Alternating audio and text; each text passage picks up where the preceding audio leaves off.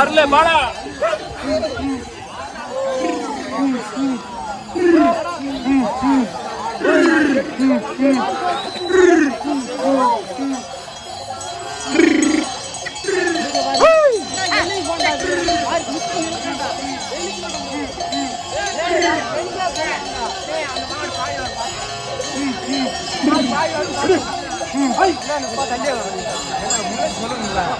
இங்கதான் சார் உருவாகுது சார். சொல்லுங்க, ஒரு சில விஷயங்களை நம்ம மறக்க முடியாது. பட் நம்ம விஷயம் வந்து எப்படி அணுகுறோம்ன்றது முக்கியம். நம்ம வந்து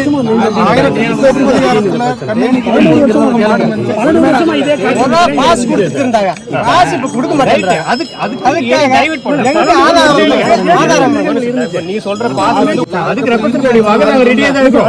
அதுக்கு ரெப்ரசன்ட் பண்ணி தான் கிட்டத்தட்ட எவ்வளவு நாள் இந்த ப்ராசஸ் போகுது? என்னைக்காச்சும் நீ கலெக்டர் மீட் பண்ணிட்டு ஒரு காமெடி நீங்க சொல்லுங்க. நாங்க வரம்னு சொல்றோம்ல, நீங்க அதைத்தான் நாங்க இந்த போராட்டத்தின் மூலமா உங்களுக்கு முன்வைக்கிறோம். நீங்க உடனடியா எங்களுக்கான ஒரு மேய்ச்சல் நிலம், இது மேய்ச்சல் பெரம்போக்கு, மேய்ச்சல் வாய்க்கால், இந்த மாதிரி இடங்கள் எங்களுக்கு அதுக்கு வந்து சூட்டபிளா வந்து ஐடென்டி பண்ணிட்டு அது வந்து ஃபாரஸ்ட் கண்ட்ரோல் இருந்தாலும் சரி, ரெவென்யூ கண்ட்ரோல் இருந்தாலும் சரி, பஞ்சாயத்து கண்ட்ரோல் இருந்தாலும் சரி, எந்த லேண்ட் வந்து எந்த டைப் ஆஃப் வந்து கொடுக்க முடியும், அதுல எப்படி வந்து டிஃபரெண்ட் ஸ்கீம் மூலமா ஃபாடர் பிளான்டேஷன் வந்து பண்ண முடியும்னு சொல்லி நிறைய ஸ்கீம்ஸ் இருக்குது. அதுக்கு டெவலப் பண்ணி பேசுவோம். ஒரு ப்ரொடக்டிவா நம்ம அதை பாக்குறோம். காப்பாற்றுறது எவ்வளவு கஷ்டப்படுறோம் உங்களுக்கு நல்லாவே தெரியுது. இருக்கிற 5000 பேர் வச்சுட்டு கிட்டத்தட்ட 3 லட்சம் ஹெக்டேர் நம்ம வந்து மெச்சூர்டா வந்து நம்ம ஃபீல் பண்ணிட்டு நீங்க வாங்க பேசலாம். நம்ம அதுக்காக இவ்வளவு மாடை ஏற்றிட்டு வந்து போற வச்சுக்கலாம். அட் டைம் போகும்போது வந்து இது எல்லா இடத்துலயும் வந்து கஷ்டப்படுது. உங்களுக்கு வந்து ஒரு டைகர் வேறு சாரி தெரியும், ஒரு ஈக்காலஜியில் சென்சிட்டிவ் ஏரியாவில் தான் டைகர் இருக்கும். அதை நம்பி எப்படி இல்லைங்க.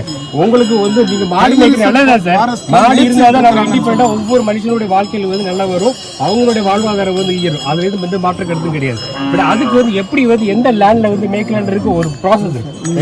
புலிகள் காப்புகளுக்குள்ள தான் மேய்ச்சிட்டு இருக்கிறாங்க காலங்காலமா. நீங்க தான் இப்போ திடீர்னு சொல்றீங்க சார், நீங்கள் நானும் சேர்ந்ததான் வந்து காடு வடன்றது. நான் மட்டும் தனியா வந்து அதிகாரத்தின் பக்கம் நின்று பேசுறதுனால நீங்க என்ன சொல்றீங்க?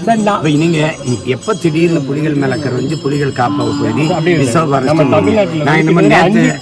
முந்தானால மாடு மேயுது. தமிழ்நாட்டில் வந்து 5 டைகர் இருக்குது. ஃபர்ஸ்ட் கேஎம்டிஆர் பார்த்தீங்கன்னா oldest in India sir. Sorry தெரியும் ஃபுல்லாக. அதுக்கடுத்து ஒவ்வொரு ஸ்டேஜ் பரம்பூர்ல வந்து அடுத்தடுத்து இப்போ 5 டைகர் சார் மாற்றி கொண்டு வர காரணம் வந்து நம்ம இயற்கை காப்பாற்றுவோம். சார் பேசிருக்கீங்க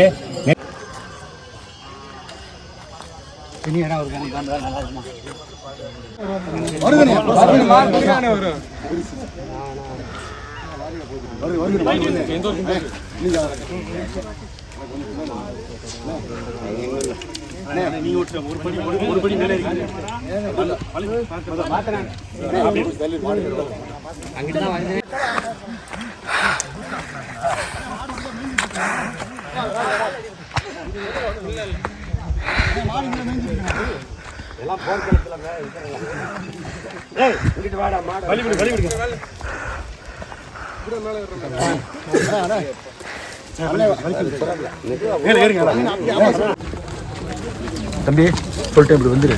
அப்புறம் சரி போட்டு போறா போன கொஞ்சம் முன்னாடி போங்க, கொஞ்சம் முன்னாடி போங்க.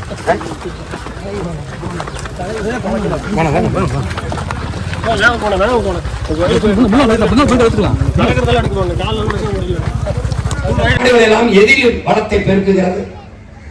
எதில்? மாட்டுக்கறி ஏற்றுமதி, பால் ஏற்றுமதி, பால் இருந்து மதிப்பு கூட்டப்பட்ட பொருள்கள், பால் கோவா, சீஸ், இந்த மாதிரி பொருள்கள் எல்லாம் அவன் அதிகமா சம்பாதிக்கிறான்.